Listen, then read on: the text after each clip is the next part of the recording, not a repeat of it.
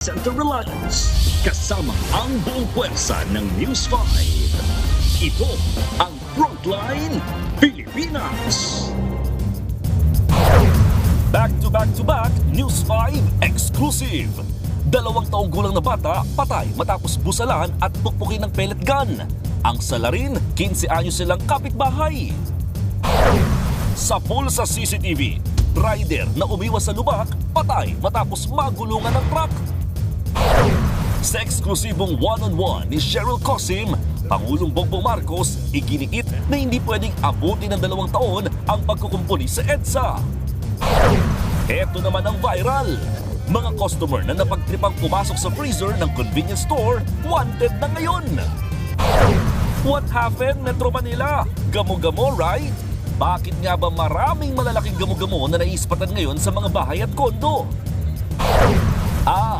Eto na nga, si Gerald Anderson nagpatulfo.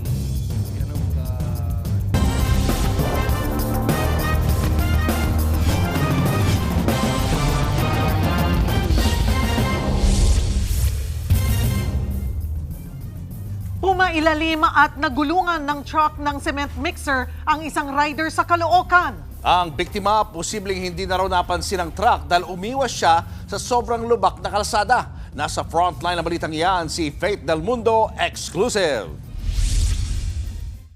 Lubak-lubak ang kalsadang ito sa Barangay 166 sa North Caloocan. Kaya naman maingat ang mga motorista. Gaya ng motoristang ito, nakaiwas nga siya sa lubak pero hindi naman niya napansin ang cement mixer truck. Sa pool sa CCTV nang bumagsak siya sa kalsada, umailalim at nagulungan ng truck. Dead on arrival sa ospital ang rider. Takaw disgrasya raw talagang lubak na kalsada. Yung iba nadudulas, lalo na po pag maulan, madulas talaga dito, ma'am. Sana ayusin na yung mga daan na ganito kasi maraming nadidisgrasya. Sumuko naman sa mga pulis ang truck driver. Maharap siya sa reklamong reckless imprudence resulting in homicide. Nagbabalita mula sa Frontline, Faith Del Mundo, News 5. 200 million pesos na halaga ng iligal na droga ang natagpuan sa loob ng abandonadong maleta sa Naik, Cavite. Isang malaking sindikato raw ang posibleng nasa likod niyan. Nasa frontline ng balitang yan, si Nina Ong Pauco. Kahina-hinala ang maletang natagpuan sa isang bakanting lote sa Naik, Cavite. Mga kapatid, nandito tayo ngayon sa kabaan ng Gazebo Road papuntang syudad sa Barangay Sabang, Naik, Cavite kung saan may 2 gwardiya na nagpapatrolya at napansin nila ang isang surveillance camera na hindi kalayuan sa aking likuran at napansin din nila ang isang ribbon at katabi nito ang isang maleta na naglalaman ng mga kontrabando. Dahil kinutuban ang mga gwardya, ipinaalam nila ito sa mga pulis. Kinordonan ang lugar. Nang buksan ang maleta, tumambad ang bulto ng drogang nagkakahalaga ng higit 200 million pesos. Ayon sa mga otoridad, posibleng mula sa napurnadang transaksyon ng isang malaking sindikato ang kontrabando. Medyo bihasa sa mga ganitong modus. So ang nakita namin modus nito yung dead drop. Kasi kung makikita natin, inaiwan yung bagahe, iniwan yung items, tapos possibly napipick upin nung katransaksyon nila. Ito turn over na sa Crime Laboratory Forensic Group examination ng PNP ang mga nakumpiskang shabu. Magsasagawa rin sila ng follow-up operation para matukoy kung sino ang nag-iwan ng maleta. Nagbabalita mula sa Frontline, Nina Ong Pauco, News 5. Kalahati na lang na pamasahe ang babayaran ng mga estudyanteng sasakay ng LRT at MRT. Ipinatupad na kasi ngayong araw ang 50% student discount. Nasa frontline ng balitang yan, si Hannibal Talete. Malaking tipid para sa estudyanteng sa Cristina Nambe. Ang 50% student discount sa pamasahe sa mga tren. Ang 26 pesos na pamasahe niya mula Antipolo Station, pa Vima pa, 13 pesos na lang ngayon. Nakatulong po siya yung sa allowance po namin, mas napupunta po sa mga ibang kailangan po sa school, like sa mga paper po. Ayon kay Transportation Secretary Vince Dizon, alinsunod sa utos ni Pangulong Bongbong Marcos, sakop ng diskwento ang LRT 1 at 2 at ang MRT. Balak din daw na mabigyan din ng 50% discount ang mga senior citizen. Estudyante, walang pera ang estudyante usually. Yung mga matatanda, kaunti lang ang hawak nilang pera. So, bakit pa natin pababayarin? They already served the country, nagtrabaho sila ng buong buhay nila. Eh, dapat naman magbigyan natin ng konting benepisyo, di ba? Paalala lang ha, sa single journey ticket lang, ipatutupad ang diskwento. Applicable din ito sa mga estudyanteng naka-enroll sa postgraduate studies at nasa law school. Pero paalala sa mga estudyante, kailangan ipakita ang inyong school o university ID na naka-update sa kasalukuyang school year. Tatanggapin din naman ang registration card. Araw-araw itong ipatutupad kahit pa holiday. Nagbabalita mula sa Frontline, Hannibal Talete, News 5. May mga bagong ideya at teknolohiya raw na pwedeng gamitin sa pagsasaayos ng EDSA ayon kay Pangulong Bongbong Marcos. Pero nanindigan ang Pangulo na hindi dapat ito tumagal ng 2 taon. Narito ang report. 2 taon na pagsasaayos ng EDSA, 2 taon na pagdurusa rin para sa mga commuter at motorista. Yan ang dahilan kung bakit hinarang ni Pangulong Bongbong Marcos ang planong EDSA rebuild. Sa aking one-on-one interview sa Pangulo, importante raw para sa kanya ang pagsasaayos ng EDSA. Pero hindi raw dapat ito parusa sa mga commuter na papasok at uuwi ng trabaho. Lahat kami naghahanda na. Niniisip na kung saan dadaan, then you announce. Hindi muna matutuloy. Bakit niyo po pinatigil muna o hindi muna itinuloy ang rehabilitation ng EDSA? Sabi ko, tigil muna natin, pag-isipan natin mabuti. I'm very happy with my decision kasi mukhang kakayanin na hindi 2 taon eh. 2 years ng pagdudusa. Hindi mo naman pwedeng gawin sa tao yun. Naging kontrobersyal din ang pagbabalik ng No Contact Apprehension Policy o NCAP. Pabor dyan si Pangulong Marcos dahil bawas korupsyon nito. Pag hinuli ka ng pulis, lisensya mo. May nakadikit doon sa lisensya. May nakasiksik na doon sa lisensya mo, mga 200, 500, baka malaki na. Mag-ingat ka, huwag mo nang uulitin. Pero nasuhulan mo na. Ito, it will be based solely kung ano yung nasa picture. Pagbabayad siya ng multa, hindi binibigay sa kahit na anong tao. It's straight to the system. Sa huli, ang importante raw kay Pangulong Marcos, masolusyonan ang problema kaysa magturuan kung sino ang may kasalanan. Hanap tayo ng bago. Showbiz, eto na nga! Mga kapatid, eto na nga ang mga umaarangkadang showbiz balita ngayong Biyernes. Naglanding na sa Pilipinas si Superman. Pati ang kanyang fans nag-ala Superman din. Nasa frontline ng balitang yan, si MJ Morfori. Daang-daang superfans ang pumila sa biggest movie fan event of the year sa Pilipinas. Nakasuot sila ng costume para sa bagong installment ng DC movie na Superman. Nagkaroon ng drone show sa Pasig. Ibinida ang super jeepney. 1,000 fans din ang bumuo ng Superman human symbol. Ganyan din karami ang nag-Superman sign at libo-libo pumunta sa red carpet event in their costumes and mementos. Nakasama pa ng fans ang mga bida ng pelikula na sina David Corenswet, Rachel Brosnahan at ang direktor na si James Gunn. Sa chikahan with News 5, super happy raw sila sa mainit na pagtanggap ng Pinoy fans. It's such a warm and exuberant welcome, more than we could ever have hoped for or expected. It's been a blast. Bilang journalist, ang papel na Clark at Lois, ipinunto ng cast ang kahalagahan ng journalism, lalo't ngayon nagkalat ang fake news online.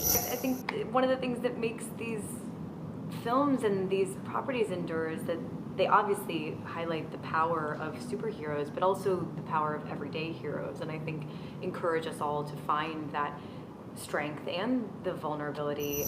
Mapapanood sa mga sinihan ng Superman sa July 9. Nagbabalita mula sa Frontline. MJ Marfori, News 5.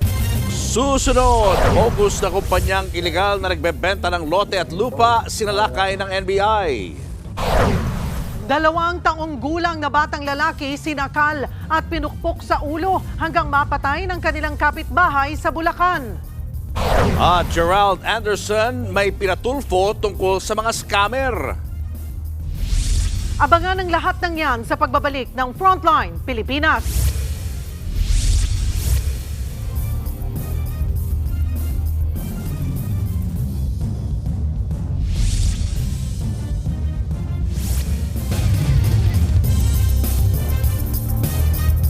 Mga kapatid, Julius Babaw po, nasa Middle East o saan mang dako ka ng mundo, manatiling may alam at may pakialam sa mga mainit na balita dito sa ating bansa. Simulan po natin ang bawat araw sa tuloy-tuloy na balitaan sa Frontline. Mag-follow at mag-subscribe sa social media pages ng News 5.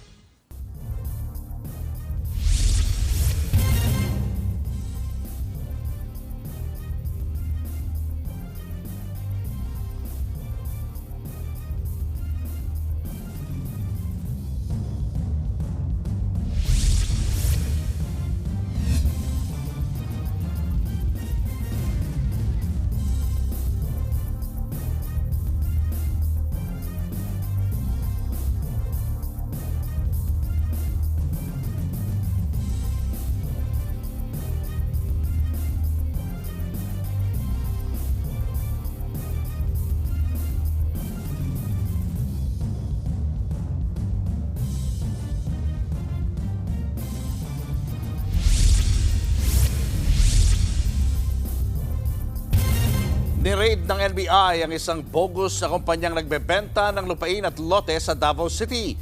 Para matago ang iligal na gawain, nagpapanggap silang nagbebenta ng pampaganda. Ania sa Frontline sa balita, si Bril Montalvo ng News 5 Mindanao. Arestado kayo ng NBI.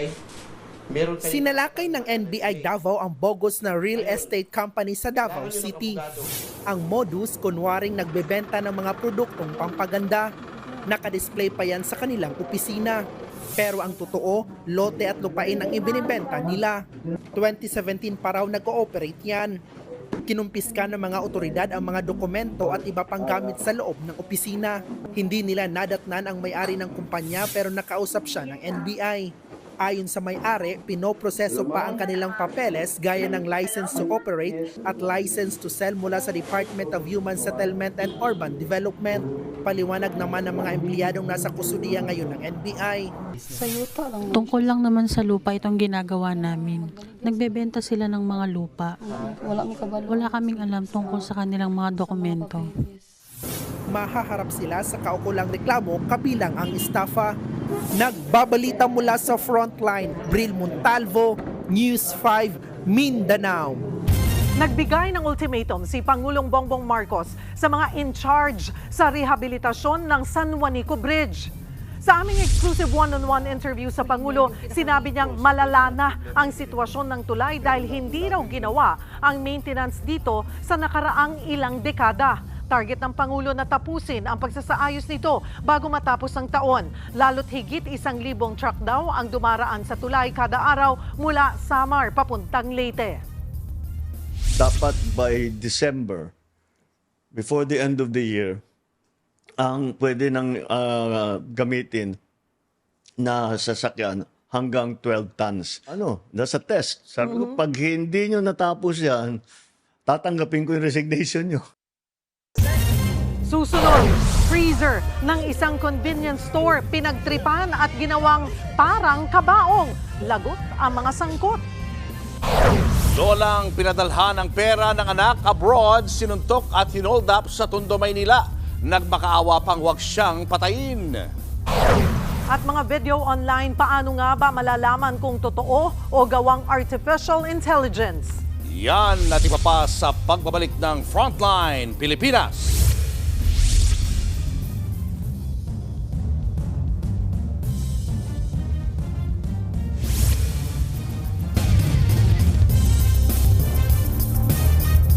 Mga kapatid, Julius Babaw po, nasa Middle East o sa amang dako ka ng mundo, manatiling may alam at may pakialam sa mga mainit na balita dito sa ating bansa. Simulan po natin ang bawat araw sa tuloy-tuloy na balitaan sa Frontline.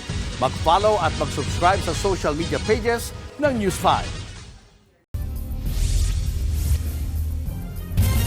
Viral ang pagpasok sa freezer at paghiga sa yelo ng convenience store ng ilang netizens. For the content lang yan, pero hinahunting sila ng store para sampahan ng reklamo. Nasa frontline ng balitang yan, si Gary De Leon. Nag-iyakan na magkakaibigang ito habang ang kanilang kaibigan parang patay na nakaimlay sa chest freezer ng isang convenience store. Nakahiga siya sa ibabaw ng mga panindang yelo. For the content lang yan. Eto pa, may gumaya pa sa kanila. Humigari ng babaeng ito sa loob ng chest freezer sa parehong convenience store. Nakakadiri raw yan, sabi ng ilan. Hindi nakakatuwa dahil kinakain ng mga yelong hinihigaan. Base sa mga video, nangyari ang mga ito sa Alphamart. Nakarating na yan sa pamunuan ng convenience store. Hinahunting na nila ang mga nambalahura sa kanilang store. Magsasampa raw sila ng kaukulang reklamo sa hindi otorisadong paggamit ng kanilang mga freezer. Para sa kaligtasan ng mga customer, pinalitan na nila ang lahat ng kanilang tindang yelo at nilinis ang freezer.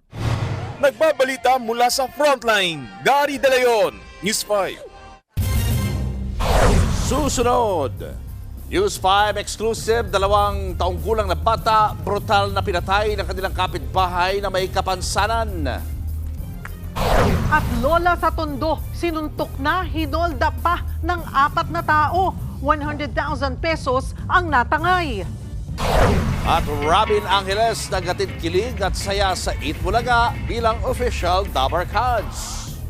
Tutok lang mga kapatid, magbabalik pa ang Frontline Pilipinas.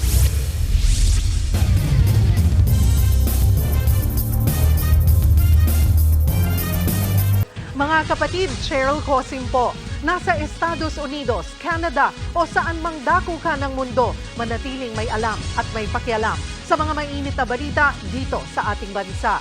Simulan natin ang bawat araw sa tuloy-tuloy na balitaan sa Frontline. Mag-follow at mag-subscribe sa social media pages ng News 5.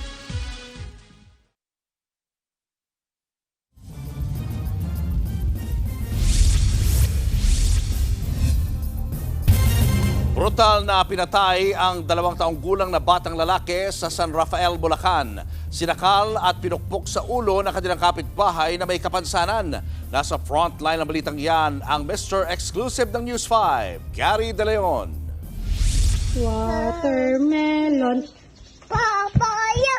Masayain, malambing at makulit. Kaya kinagigiliwan ng kanyang pamilya ang 2 taong gulang na si Caleb mula sa San Rafael, Bulacan. Pero nitong June 15, natagpo ang patay si Caleb sa kwarto sa katabing bahay. Namatay umano ang bata matapos sakalin at pukpukin sa ulo. Ang itinuturong suspect, ang 15 anyos na kapitbahay nilang si alias Joven, isang PWD. Kwento ng nanay ni Caleb, iniwanan lang niya sandali sa sala ang kanyang anak nang bigla itong mawala. Hindi niya raw namalayan na dinukot ito ni Joven. Once po kasi na hinawakan siya ng ibang tao or hinila. Alam ko po kasi sumisigaw yung anak ko. Naghahanap ako, umiiyak na rin po ako sa sobrang takot at kaba. Tumagal ng kalahating oras ang paghahanap niya sa kanilang mga kapitbahay bago natagpuan ang kanyang anak. Maraming beses na raw nahuli si Joven dahil sa pagnanakaw at reklamo ng pagpatay ng mga hayop tulad ng aso at pusa. Ang ina ni Joven hindi makapaniwala sa ginawa ng anak at hindi niya akalain na papatay ito ng bata. Sa ngayon, tanging pagpapatawad na lang daw ang magagawa ng ina ni Caleb sa pumatay sa anak. Nagbabalita mula sa Frontline, Gary De Leon, News 5. Isang lola ang sangkot sa abortion sa Cebu. Natunton ang suspect dahil sa nakitang 3 fetus sa loob ng kahon. Naasa Frontline ng balita si John Arua ng News 5 Visayas. 3 fetus ang natagpo ang nakalagay sa isang plastic container box. Buo na ang kanilang ulo. Mayroon na ring braso at binti. Nakasipit pa ang umbilical cord ng mga ito. Nadiskubre yan ng isang empleyado ng paggawaan ng plastik sa Liloan, Cebu. Lumalabas na 6 hanggang 8 buwang gulang na ang mga fetus. Nagsagawa naman ng cyber patrolling ang mga pulis at meron silang nalaman. Merong silang Facebook page, no? At doon sila nagkakaroon ng transaction at doon sila kumukuha ng mga clients. 20 to 40,000 pesos daw ang halaga ng abortion. Nagkasa ng entrapment operation sa isang hotel sa Cebu City. kung saan naaresto ang 75 years old na babaeng abortionist. Inaresto rin ang 2 kasabwat ng lalaki na nagsisilbing middleman at driver. Nakuha sa kanila ang mga gamot at mga gamit sa pagpapalaglag. Umami naman ang suspect na sangkot siya sa pagpapalaglag pero hindi niya raw alam ang tungkol sa 3 fetus. Hindi ako basta-basta tumatanggap ng kliyente. Yung iba kasing buntis, lumalapit dahil may sakit sa puso. Yung iba naman ayaw pang magkaanak, kaya napipilitan ako. Nasa 15 buntis na raw ang nagpalaglag sa kanya. Mahaharap ang mga suspect sa kasong paglabag sa intentional abortion. Nagbabalita mula sa Frontline, Jan Arua, News 5, Visayas! Sa pilitang sinakay sa kotse, sinuntok sa kahinoldap ang isang lola sa Tondo, Maynila. Abot sa 100,000 pesos ang natangay sa kanya. Nasa frontline na balitang yan, si Nina Ong Pauco.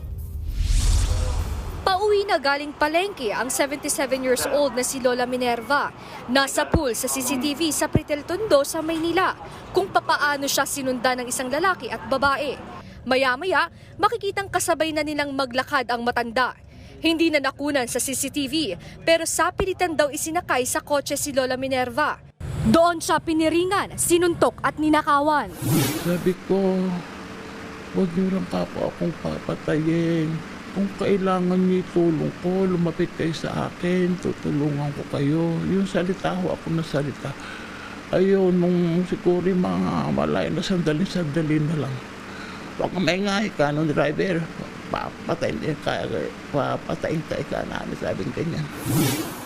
Kabilang sa ninakaw sa matanda ang 40,000 pesos cash na padala ng kanyang anak na nasa abroad.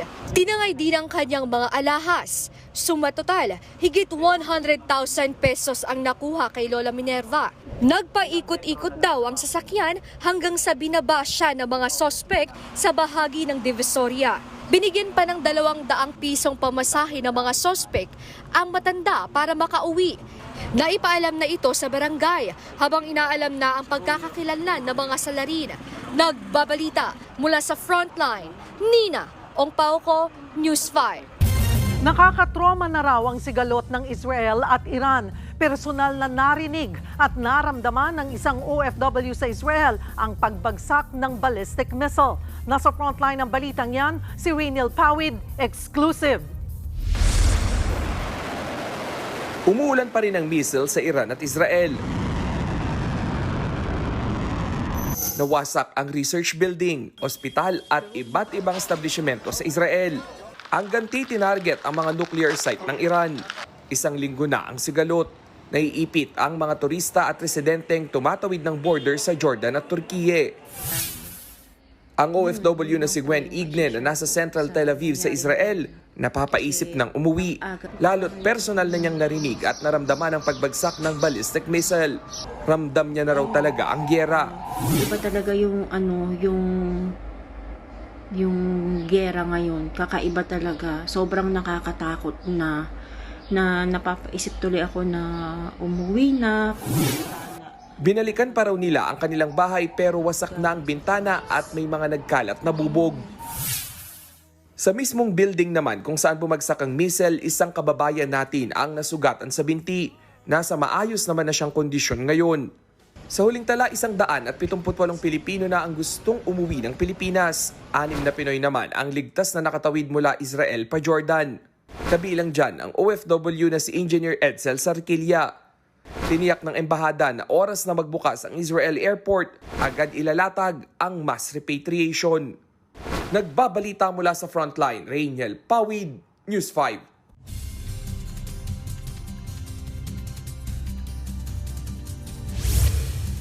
Weather update naman tayo mga kapatid at alamin natin na magiging lagay ng panahon ngayong darating na weekend. Sa ngayon, wala na po tayong bagyo o low pressure area sa loob ng Philippine Area of Responsibility.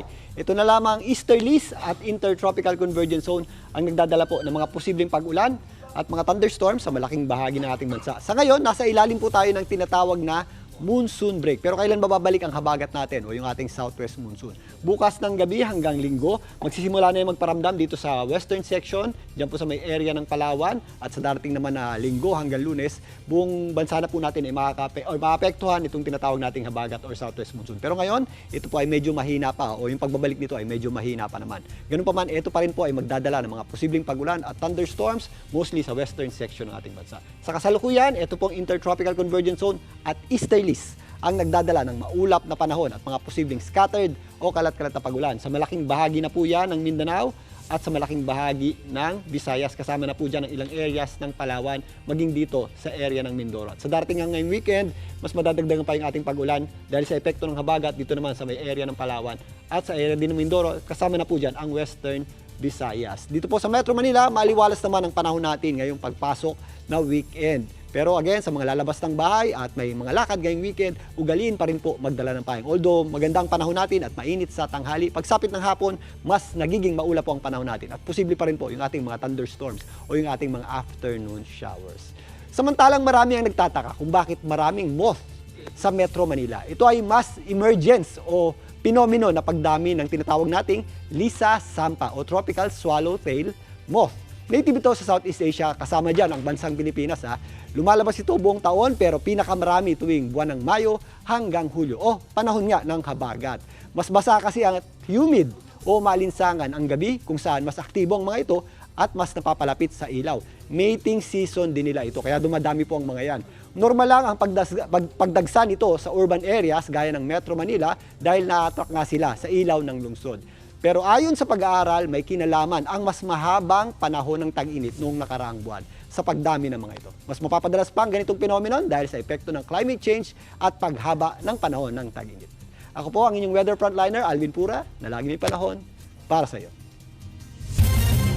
Mga kapatid, maging mapanuri sa mga napapanood ninyong online mga video dahil baka paniwalang-paniwala ka pero gawang AI pala ito kung paano hindi magogoyo ng artificial intelligence sa Frontline Report ni Jess De Los Santos. Kung wala kang caffeine tolerance, paano kita pagkakatiwalaan sa life? Nagkalat ngayon sa social media ang mga video gaya nito na gawa ng AI o artificial intelligence. We've seen that every old scam tries to use the newest technology. Ang tanong, madali kayang magogoyo ang mga kapatid natin? Ingat tayong lahat sa fake. Pero ikaw ba naniniwala ka dun sa video? Tingin mo actual ng mga tao yan? AI skin nila, hindi makatotohanan. Parang gawa-gawa lang. Pero paano kung ang mga deepfake gaya nito ginagamit na pala para magpakalat ng fake news o di kaya impluwensyahan ang opinyon ng publiko? Diyan na tayo magkakatalong. Yan ang nangyari kay Senator Bato de la Rosa nang i-repost niya ang isang AI video ng mga gawa-gawang batang kontra sa impeachment trial ni Vice President Sara Duterte. Nang mapuna, giit niya, di bali na raw na AI, basta sang-ayon siya sa mensahe. Delikado raw ang ganitong pananaw mula sa isang maimpluwensyang tao. Ayon sa co-founder ng AI and Analytics Association of the Philippines na si Doc Ligot. Would you doubt a senator? Your mind will go, this guy is influential. Hindi naman siguro mag-share yan ng basta-basta lang. So, sinorender mo na yung critical thinking mo dahil yung tao kilala. Yeah. Ayon sa Foundation for Media Alternatives, may ilang basehan para matukoy kung AI ang isang video. Una, suriin kung nagbabago ang mukha ng subject. Pangalawa, magduda kung masyadong makinis ang balat. Pangatlo, suriin kung wala sa lugar ang anino. Pang-apat, bilangin ang mga daliri at suriin ang ibang parte ng katawan. Pansinin din ang damit at accessories ng subject. Sunod, mukha bang dinikit o drawing lang ang facial hair at buhok? Pampito, baka naman di na yan kumukurap. At panghuli, tingnan kung di tugma ang buka ng bibig sa sinasabi. Dito, kapag pagod ka na, papakagat ka na lang sa cobra. Ang mga napapanood nating AI videos, maaring nakakaaliw pa. Pero dapat daw maging mapanuri, lalo't pwede itong magamit para mang-scam, magpakalat ng maling impormasyon, manira ng reputasyon o tiwala, o di kaya ay manguha ng mga sensitibong datos. Paalala po ng PNP Anti-Cybercrime Group po na hindi lahat ng nakikita natin or naririnig or napapanood sa social media ay totoo. At lagi din po nating suriin yung mga napapanood natin para malaman natin kung totoo ba ito. At tingnan din natin, i-verify din natin kung ang mga content ba na laman nito ay galing sa mga legit na sources. Habang wala pang batas na siya magre-regulate sa mga kumakalat na AI content online, payo ng mga eksperto, ang pagiging mapanuri pa rin ang pinakamainam nating armas. Lalo pat sa panahon ngayon, di na raw lahat ng nakikita ay dapat paniwalaan. Showbiz, eto na nga! Eto na nga, happy ang Friday ng Dabarkads dahil opening pa lang, face card na agad ni Robin Angeles ang pambungad.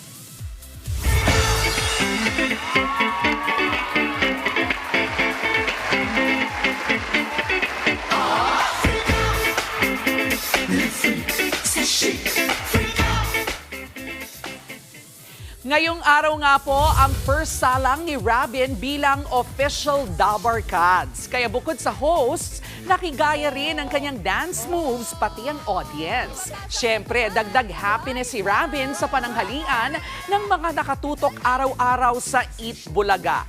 And speaking of EB, sinelebrate ni Maine Mendoza ang kanyang ika-10 taon bilang Dabarkads sa kanyang Instagram post.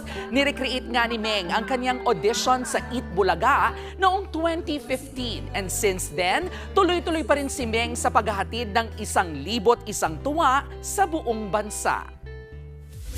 At yan nga po ang ating mga showbiz update ngayong Biyernes. Happy weekend mga kapatid. Ako po si Jervy Wrightson. Happy anniversary kay Maine Mendoza. 10 years na yun. Magic. Congrats. At patuloy silang lumalaki yung pamilya. Tama. Yun nga, natagtag na si Si Robin. Robin. Oo. Julia Barreto. Si Julia ba, permanente na ron? Lagi siyang nandun. Hindi ko lang sure kung permanent. Permanent, oo. Pero itatapat kita kay Robin. Ah, ganon? Kaya mo ba yun? Paano ba yun? Practicein mo ha. Kaya. Kayang-kaya. Tingnan natin kung Mamaya, challenge accepted. Pagpatay na yung camera, mapakita ko sa iyo. At yan ang mga balita at impormasyong dapat niyong malaman sa araw na ito. Mga balita para sa mga may alam at may pakialam. Kami ang inyong mga kasangga sa Frontline Pilipinas.